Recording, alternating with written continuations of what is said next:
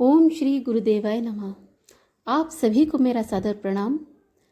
आज ये कहते हुए बड़ा ही हर्ष हो रहा है, मुझे ये बताने में बड़ी प्रसन्नता हो रही है कि हमारे ही गायत्री परिवार की एक बहन जो शायद जयपुर में निवास करती हैं, उन्होंने जब मेरे इस चैनल में परम पूज्य गुरुदेव जी के साहित्य को सुना और हमारे विचारों को जाना तो उन पर बड़ा ही सकारात्मक प्रभाव पड़ा और उन्होंने ये निश्चय किया कि वे भी कोई सहयोग करना चाहती हैं और उन्होंने मुझसे संपर्क किया और अपने कुछ विचारों को रिकॉर्ड करके मेरे पास भेजा है और मैं उन्हीं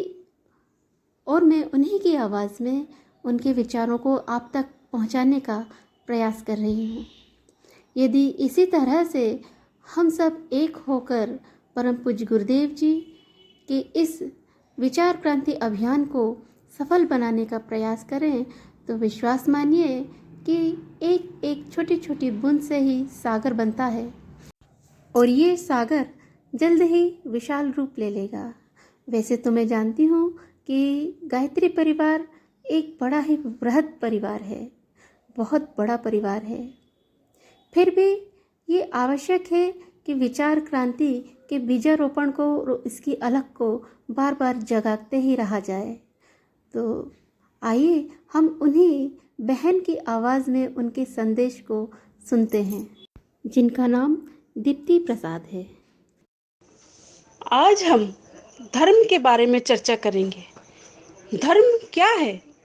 मनुष्यता की ओर चलने के लिए यह आवश्यक है कि हम अपने अंदर के दुर्गुण जैसे लोभ, अहंकार, असत्य, दुर्भावना, बेईमानी, ईर्ष्या, घृणा, क्रोध, हिंसा, लालच, घमंड, क्रूरता, असंवेदना, अभद्रता आदि का त्याग करें तो शायद यही धर्म है और मनुष्य होने का सत्य प्रमाण भी यही है।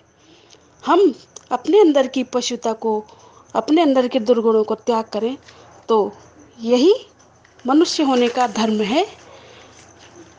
अनेकों कर्म कांडों को प्रतिपादित करना धर्म नहीं है।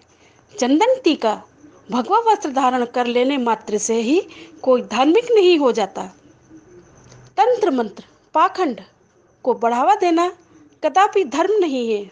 धार्मिक होने के लिए सर्वप्रथम हमारे विचारों का सात्विक होना अत्यंत आवश्यक है।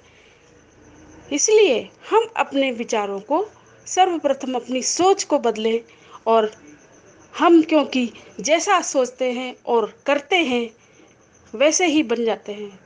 इसलिए गुरुदेव ने भी यही कहा है, जो जैसा सोचता है और करता है वह वैसा ही बन जाता है। इसलिए अपने विचारों को धर्म की राह पर, मनुष्यता की राह पर चलने के लिए प्रथम कदम अपन आगे बढ़ाएं और हम धर्म की राह पर चलें और यही मनुष्यता है। इस संसार में मनुष्य ही एक ऐसा प्राणी है जिसको सोचने और विचार करने की क्षमता ईश्वर से प्राप्त है, वरना तो मनुष्य भी पशु ही के समान है। क्योंकि मनुष्य ही एक ऐसा प्राणी है जो सोचने समझने की शक्ति रखता है, तभी तो वो मनुष्य है, वरना तो वो पशु ही है। इसलिए सर्वप्रथम अपने विचारों को, अपनी सोच को बदलें और जो अच्छे विचार हैं उनको धारण करें और अमल में लाएं। विचार केवल करने मात्र से नहीं होगा, उन अच्छे विचारों को अपने जीवन में उतारना और उनको अमल में लाना, यही धर्म का पालन करना है। इसलिए हमें अपने अच्छे विचारों को धारण करना होगा, तभी तो हमारे गुरुदेव जी के कहे हुए विचार क्रांति अभियान को सफल बनाने के लिए पहले हमें अपने विचारों को बदलना होगा। जब हम बदलेंगे तभी तो समाज बदलेगा और समाज बदलेगा तो युग अपने आप ही बदल जाएगा। इसलिए हम बदलेंगे, युग बदलेगा। यही विचार क्रांति अभियान इसी तरह सफल होगा। तो ये शुभ विचार दीप्ति प्रसाद जी ने व्यक्त किए थे, जो कि जयपुर में निवास करती हैं। परम पूज्य गुरुदेव जी के इन विचारों को दोहराने के लिए बार बार आवश्यक है।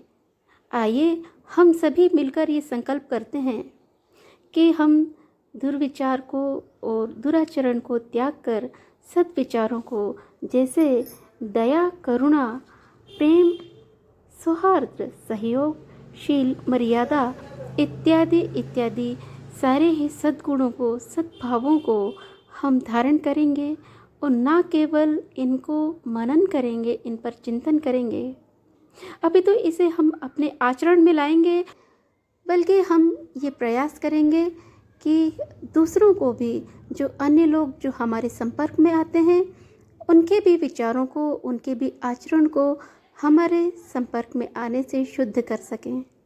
तो क्यों ना हम गुरुदेव जी का रोपा हुआ वह बीज बन जाएं जो विचार क्रांति अभियान के लिए बोया गया था।